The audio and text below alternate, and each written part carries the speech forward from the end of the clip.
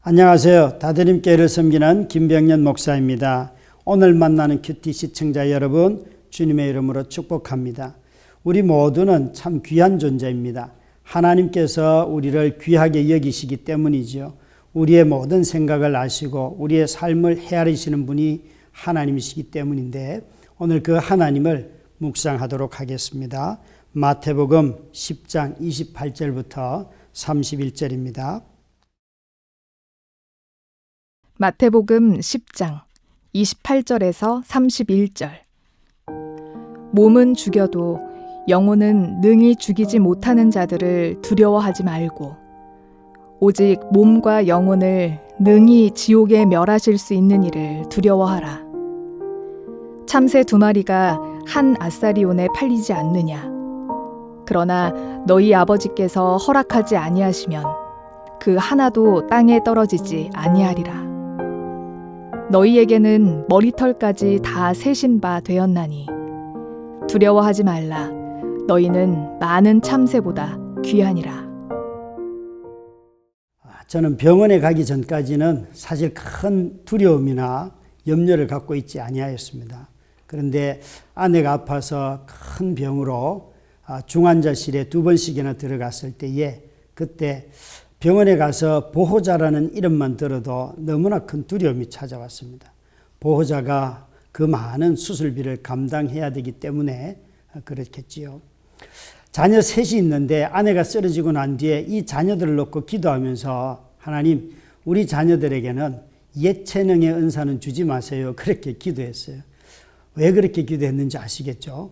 교회를 개척했고 아내가 지금 중환자실에 있고 아이 셋이니까, 하나님, 절대 예체능 은사를 주시면 안 됩니다. 나는 그런 돈 없습니다. 이런 마음에서 기도를 했지요. 그런데 그 세 자녀가 다 예체능이에요. 참 여러분 놀랍지 않습니까? 그렇게 돈에 대해서 두려워 떨었는데, 왜 우리가 이 병원 앞에 갔을 때에 이런 엄청난 두려움이 찾아올까요?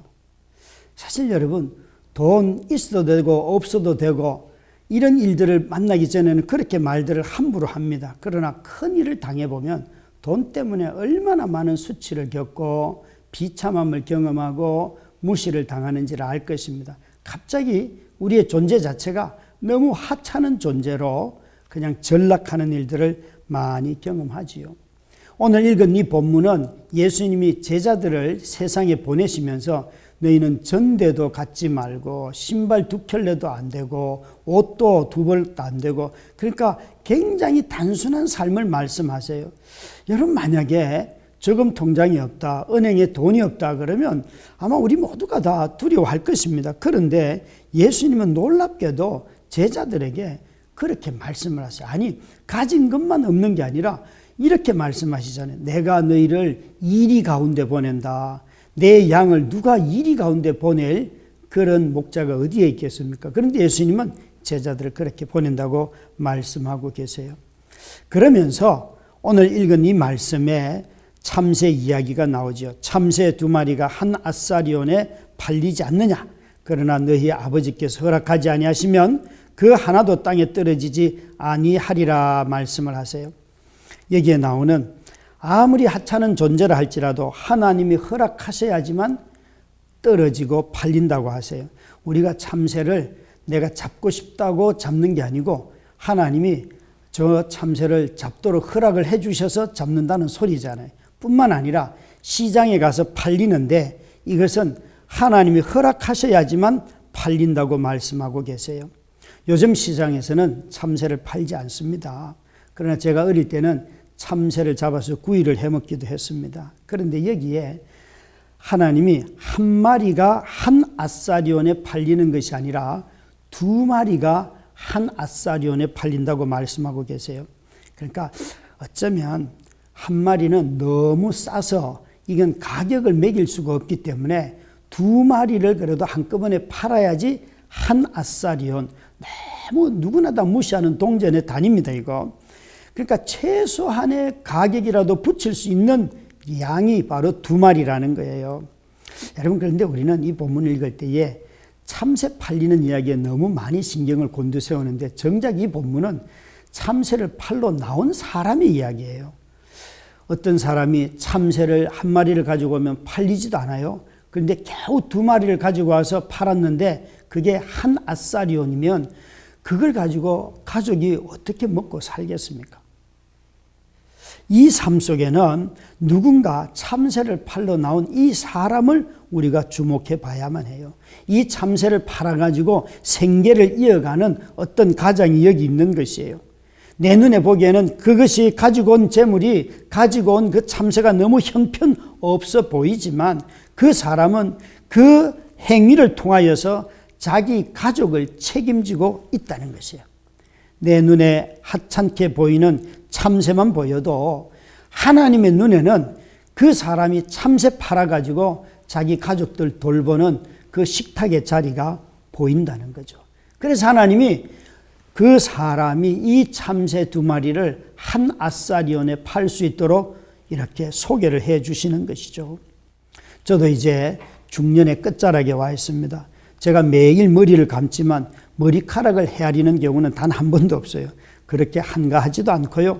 또 머리카락이 금가루도 아니고 이거 그냥 다 빠지면 되는 거죠. 사실 우리 모두는 다 사소한 것에 관심을 갖지 않습니다. 그런데도 불구하고 오늘 성경은 뭐라고 말씀하시는가 하면 우리 하나님은 우리의 머리카락 빠지는 숫자까지도 헤아리고 계신다는 것이에요. 여러분, 하나님이 얼마나 우리를 잘 살피고 계시는지 우리의 사소한 일들까지도 다 세밀하게 관찰하고 계신다고 말씀하고 있어요. 우리 모두는 먹고 사는 문제로 항상 두려워하면서 살아가고 있습니다. 또 먹고 사는 문제가 오늘은 먹었지만 내일은 이게 가능할까? 이런 두려움 속에서 살아가지요. 그런데 이 두려움을 어떻게 이기겠습니까? 오늘 31절 말씀이 이렇게 말합니다. 두려워하지 말라. 너희는 많은 참새보다 귀하니라.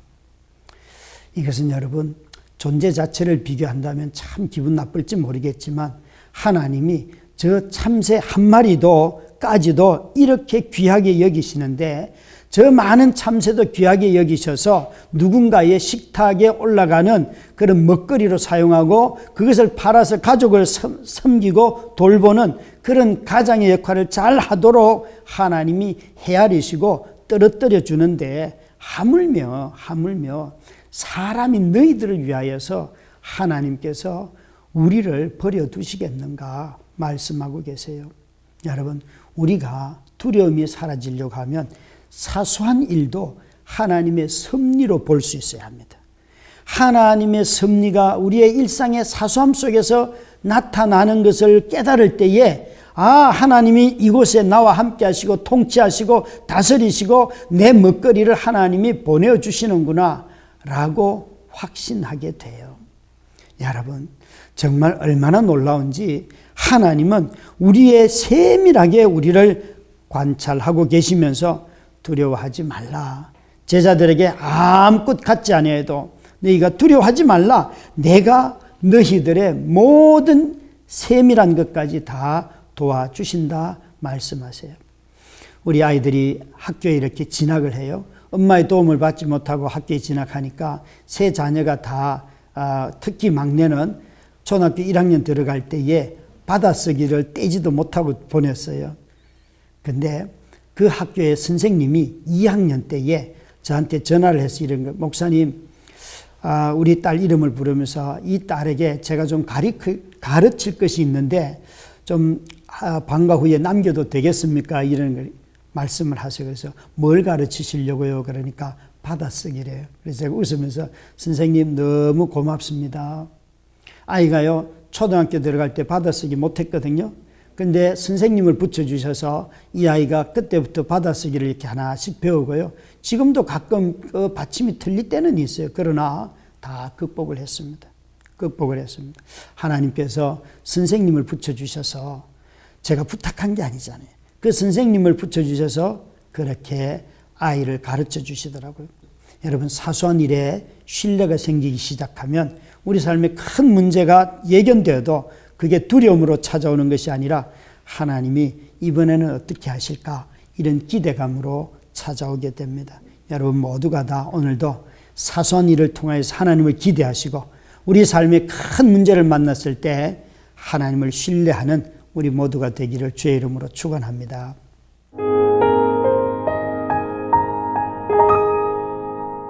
오늘 우리가 함께 나눌 기도 제목은 참 우리 모두가 기도했으면 좋겠어요. 오늘 나눌 기도 제목은 사연이 아주 큰 기도 제목입니다.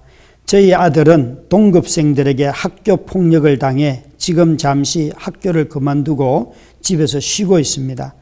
처음에 이 사실을 알았을 때 정말 하늘이 무너지는 것 같았어요. 하지만 하나님께서 저희 가정을 많이 위로해 주시고 다시 회복되어 가는 중입니다. 너무나도 아픈 경험이었지만 그것이 큰 트라우마로 남지 않고 이를 통해 하나님께 더 크게 쓰임받는 아들이 될 수 있도록 기도해 주십시오. 자녀들이 학교에서 이런 학폭을 당했다는 거잖아요.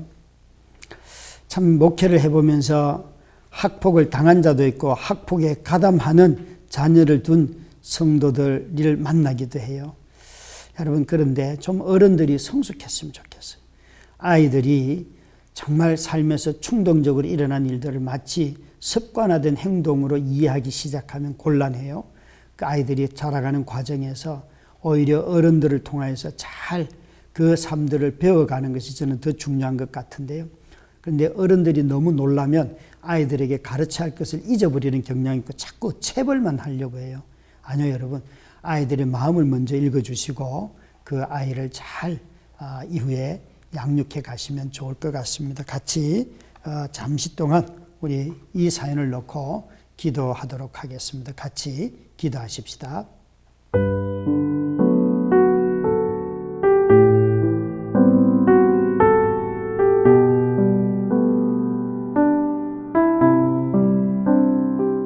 아버지 하나님, 학교 폭력을 당한 자녀를 양육하는 이 부모님에게 큰 위로를 주옵시고 또 학교 폭력을 당한 우리 피해자 학생에게 하나님의 은혜가 넘치게 하여 주시옵소서.